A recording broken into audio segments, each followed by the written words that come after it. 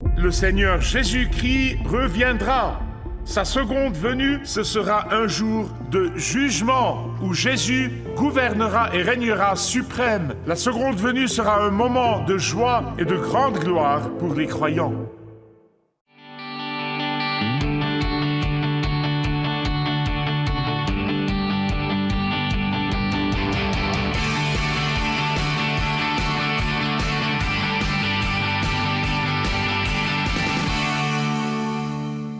Le livre de l'Apocalypse nous dit que les jours qui précèdent le retour du Christ, il y aura une telle agitation dans tous les aspects de la vie sociale, la vie politique, la vie économique. Il y aura une telle agitation que le restant fidèle criera au Seigneur, « Viens Seigneur Jésus !»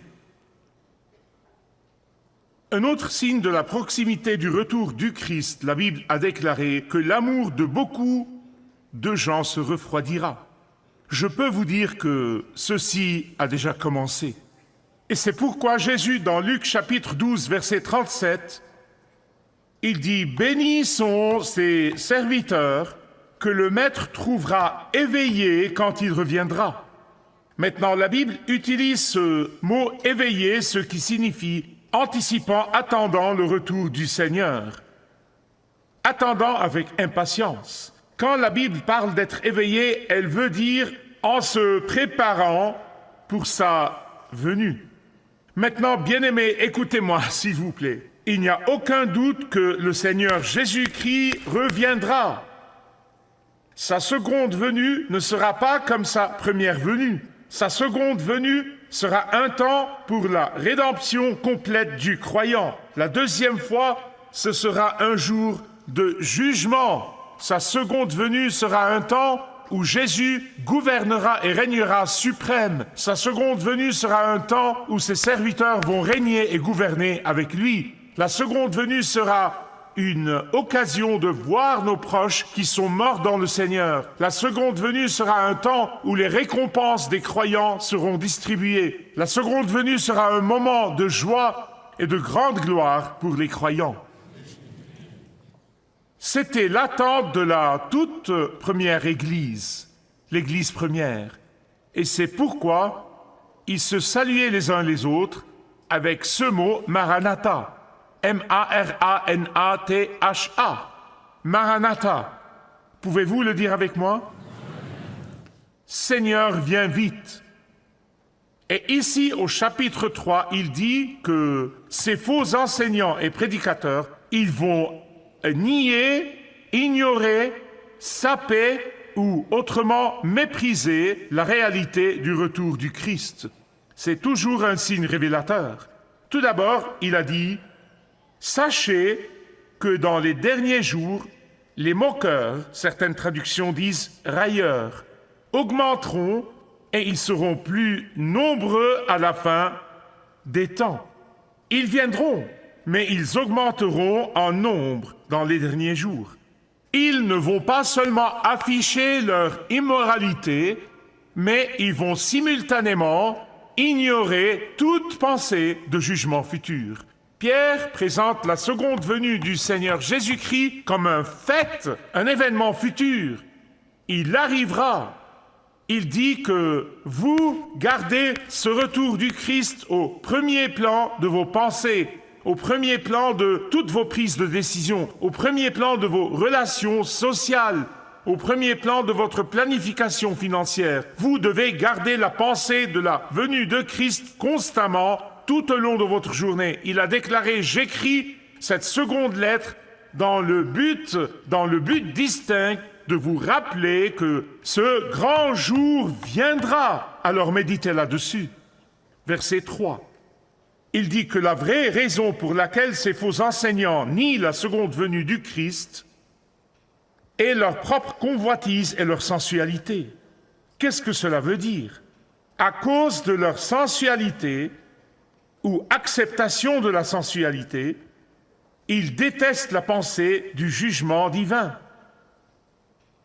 Ils se donnent la permission de s'adonner à toutes sortes de plaisirs lubriques à tel point qu'ils détestent l'idée d'une punition définitive d'une punition future. Ils refusent toute allusion à croire qu'ils seront tenus pour responsables d'avoir induit en erreur autant de personnes.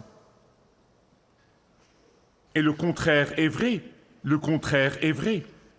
Les croyants fidèles qui vivent dans l'attente du retour du Seigneur se purifient continuellement, deviennent chaque jour davantage comme le Christ. Ils se sentent incités à vivre une vie sainte.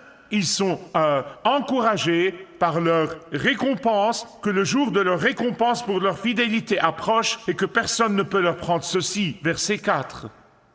L'attitude ou l'argument de faux enseignants envers le retour de Christ est ce qui suit. Écoutez attentivement.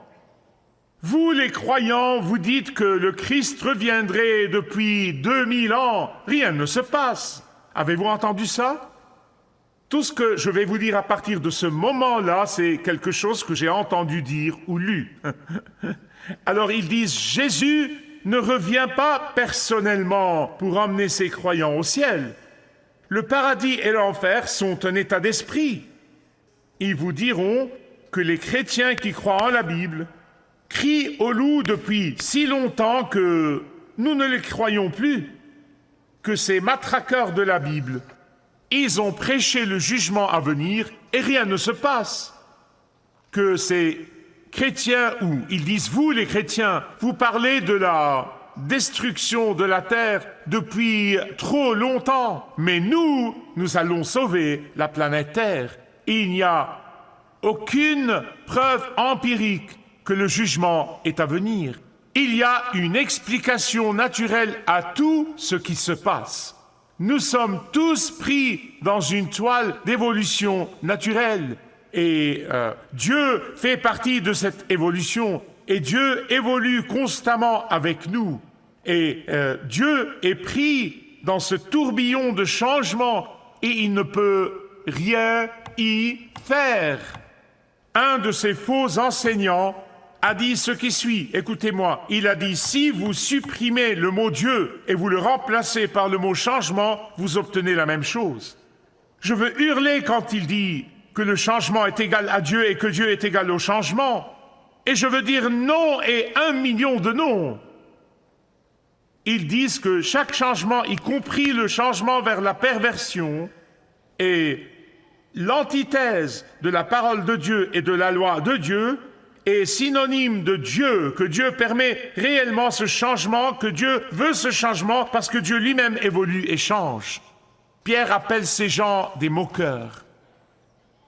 Pourquoi? Parce que délibérément, ils ignorent délibérément le fait que Dieu est séparé de son univers.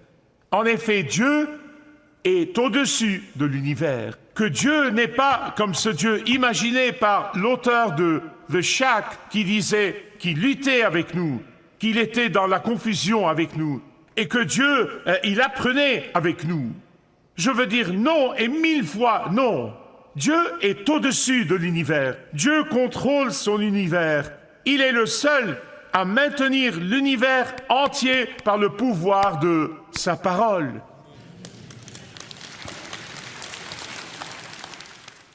Mais il y a autre chose que Pierre nous dit ici, notamment le résultat de cette cécité induite. Je vous le dis maintenant, c'est la cécité induite. La cécité induite, et nous le voyons maintenant, nous lisions à ce propos dans la Bible, à propos de personnes tellement aveuglées, nous le voyons de nos propres yeux. Et c'est ce que les faux enseignants maintiennent, cette cécité induite. Et il a dit, Pierre a dit ici, qu'ils ont escompté 2 événements mondiaux majeurs, 2 événements universels majeurs. Le premier événement historique est la création. La création a eu lieu par la parole de Dieu. Le Seigneur a instantanément créé l'univers en entier. Il n'avait pas besoin de matériel préexistant. Il n'avait pas besoin de quoi que ce soit pour créer l'univers. Il n'avait pas besoin d'une longue période de temps. Dieu a toujours existé, mais sa création et la création de l'univers ont un commencement et ont une fin aussi. Genèse 1 et 2 confirment la terre jeune, et c'est que Dieu a créé l'univers en 6 jours, et chaque jour durait 24 heures. J'adore quand j'entends ces gens à la télévision dire « Vous savez, il y a 25 milliards d'années. » Et je dis « D'où avez-vous amené ça ?» Et ils s'imitent tous « Oh, il y a 25 milliards d'années. » Je veux dire, ça s'appelle de l'ignorance partagée. Pierre a dit que Dieu a créé la terre entre 2 zones de masse d'eau, et que c'est cette même masse aqueuse que Dieu avait utilisée pour inonder la terre à l'époque de Noé, ce qui amène Pierre au deuxième événement global. Le deuxième événement qu'il mentionne ici est le déluge. Que s'est-il passé exactement? Quand Dieu en a finalement eu assez de la rébellion, des effusions de sang et de la désobéissance, Dieu a pris ces 2 masses liquides qu'il a mises en place et les a lâchées, et elles ont inondé la terre. Après le déluge, dans Genèse 9, 11, 12, 13, 14 et 15, Dieu a promis de ne plus jamais détruire la terre avec un déluge. Et c'est pourquoi le prochain jugement ne sera pas une grande inondation, mais ce sera par le feu. Et tout comme l'eau était là pour inonder la terre sur ordre de Dieu, le feu le sera. Au verset 7, il a dit qu'il a gardé l'univers pour le jour du jugement et la destruction des gens impies. N'oubliez jamais cela. De qui? Je vais revenir à cela parce que c'est important, je ne veux pas que vous le manquiez. Tout comme au jour de Noé, et Jésus lui-même l'a dit, le jour du retour du Fils de l'homme sera comme au temps de Noé. Au temps de Noé, ce sera le jour du jugement. Les similitudes sont là, notamment que ceux qui ont rejeté la vérité de l'évangile de Jésus-Christ, ceux qui ont continué à dire non, non, non à Jésus, feront face au jugement. Mais n'oubliez jamais que le Seigneur délivrera les siens du monde avant qu'il ne déchaîne sa colère finale. Il va nous racheter, il va nous sortir de cet enfer. Verset 8, Pierre dit, « Mes frères, n'oubliez pas que 1000 ans, aux yeux du Seigneur, c'est comme un jour. » En fait, il cite le psaume 90. Le psaume 90, verset 4, dit « Car 1000 ans sont à tes yeux, comme le jour d'hier, quand il n'est plus, et comme une veille de la nuit. » Écoutez-moi bien, s'il vous plaît. Pierre dit ici qu'il ne faut jamais oublier que la perspective temporelle de Dieu est très différente de celle de l'humanité.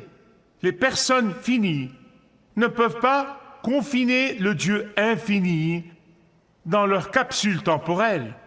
Le jour du retour du Seigneur a été désigné dans les cieux il y a longtemps, et c'est pourquoi, quand Moïse a demandé au Seigneur, au buisson ardent, « Qui est-ce que je leur dis m'a envoyé ?» Il n'a pas dit « Va et dis-leur j'étais, m'a envoyé, car cela ferait de lui le Dieu du passé. » Il n'a pas dit « Va et dis-leur je serai, m'a envoyé, car cela ferait de lui le Dieu du futur. » Mais quand il a dit « Je suis, m'a envoyé », il leur dit qu'il est le Dieu du passé, du présent et du futur, qu'il est hier, aujourd'hui et pour toujours, qu'il est le Dieu qui ne change jamais de génération en génération. « Je suis » signifie qu'il a créé la création et qu'il mettra une fin à sa création à son gré.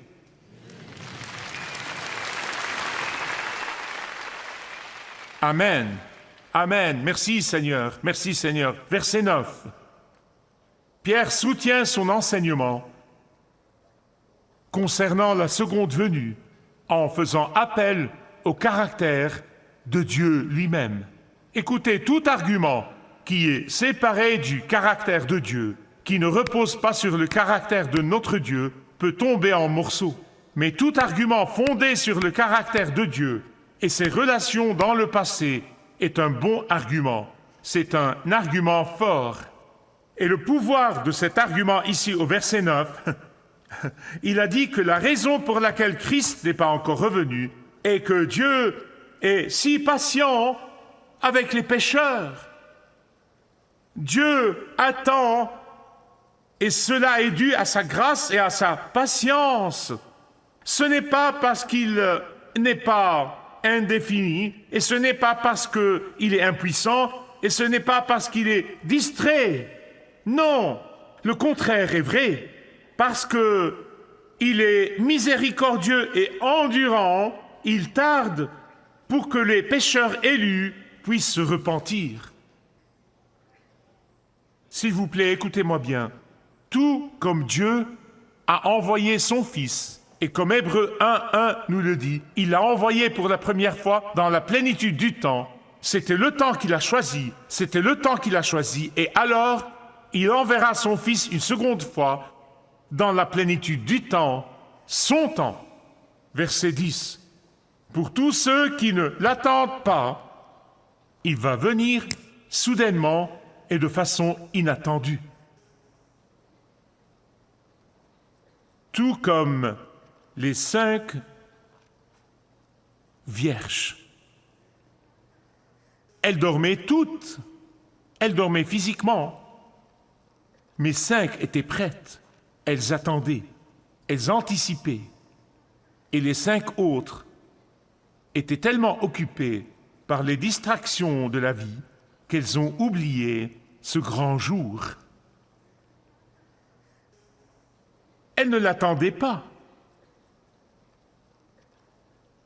Et pour eux, ce sera soudain comme un voleur dans la nuit.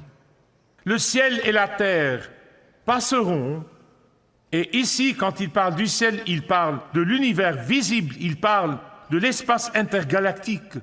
Le ciel et la terre disparaîtront, mais pas un seul mot de la parole de Dieu ne passera jamais. Et Pierre dit que cette chose sera si forte, elle sera si forte que tout être humain sur la surface de la terre l'entendra. Et pour ceux qui aiment Jésus et placent toute leur confiance en Jésus et désirent le voir, ce sera un jour de réjouissance. Ce sera un jour de réjouissance. Si vous êtes une personne qui n'a jamais mis sa foi en Jésus-Christ, vous devez prendre ce premier pas. Vous vous repentez de vos péchés et vous le recevez comme votre seul Sauveur et Seigneur. Mais j'ai un défi pour ceux d'entre vous qui aiment le Seigneur, et beaucoup d'entre vous marchent avec lui depuis de nombreuses années. Et vous pensez à vos jours et à vos semaines et à vos projets. Très peu d'entre eux ont à voir avec l'éternité, tout ce qui a à voir avec cette vie. Je veux vous défier aujourd'hui. Je veux vous défier avec une question et je prie Dieu que vous ne l'oublierez pas avant d'y répondre. Et je vais la partager en vous racontant une histoire vraie. L'histoire commence alors que Charles Finney était dans sa dernière année à la faculté de droit. En été, il travaillait comme stagiaire dans un cabinet d'avocats dans le nord de l'État de New York. Ce matin-là, il a décidé de partir tôt avant l'entrée des avocats et de préparer le bureau, de le rouvrir, mais il était assis seul pendant un petit moment et il a littéralement entendu la voix de Dieu lui dire « Finney, que feras-tu quand tu auras terminé tes études de droit ?» Il a dit avec gloire, « Eh bien, je sortirai un bardeau et pratiquerai le droit. Et après, eh bien, gagner beaucoup d'argent et devenir riche. Et après, je prends ma retraite. Et après, mourir. Et après. » Et les mots suivants venaient de lèvres balbutiantes et tremblantes. Et il a dit, il y aura le jugement. à cette pensée, Fénie a quitté ce bureau et il est parti marcher dans les bois. Et là, il s'est agenouillé et a prié. Il se vit debout devant le trône du jugement de Christ et a réalisé que le but de sa vie et ses projets étaient tous axés sur cette vie. Il était totalement consumé par ses propres ambitions et son avenir, tout centré sur lui-même, aucune pensée pour l'éternité. Fénie est sorti du bois, inutile de dire qu'il était un homme changé. Mais il y eut ensuite une longue lutte avec la question du but. En fin de compte, Dieu a gagné cette lutte. Et Fénie s'est consacré au Seigneur et a conduit des milliers et des milliers de personnes à Christ.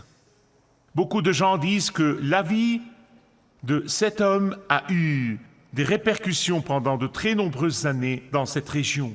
Ils ont dit qu'il prêchait comme un avocat. Voici ce que je veux vous laisser. S'il vous plaît, ne vous reposez pas tant que vous n'avez pas répondu à la question, car c'est vraiment entre vous et Dieu à la fin. Et après, continuez à vous poser la question, et après,